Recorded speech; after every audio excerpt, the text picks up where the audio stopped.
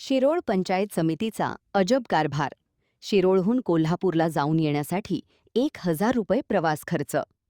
शिरोळ पंचायत समितीचे TPO RS. Kamble हे दिनांक 21 जुलै 2022 रोजी शिरोळहून कोल्हापूर परत कोल्हापूरहून शिरोळ असा 90 किलोमीटरचा प्रवास केला होता.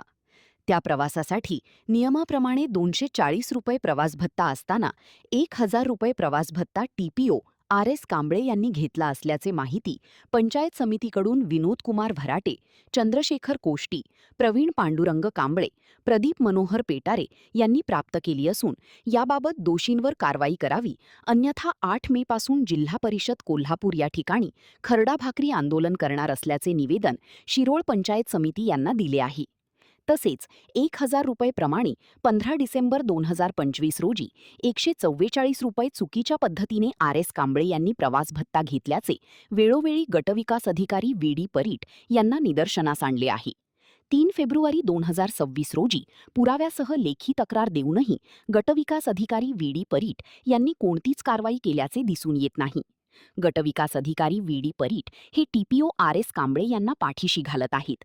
शासकीय कर्तव्य पारदर्शकपणे पार पाडले जात नाही असा आरोप निवेदनाद्वारे करण्यात आला आहे. 7 दिवसापेक्षा अधिक दिवस प्रकरणे प्रलंबित ठेवल्याने तात्काळ शिस्तभंगाची कारवाई प्रस्तावित करावी. सदर प्रकरण गंभीर असल्याने 8 दिवसाच्या आत कारवाई करावी, अन्यथा 8 मे पासून जिल्हा परिषद कार्यालयासमोर खरडा भाकरी आंदोलन करणार असल्याचे या निवेदनात म्हटले आहे. या निवेदनावर विनोद कुमार भराटे, चंद्रशेखर कोष्टी, प्रवीण पांडुरंग कांबळे, प्रदीप मनोहर पेटारे यांच्या सह्या आहेत. महान कार्य न्यूजसाठी इजाज खान पठाण, शिरोळ.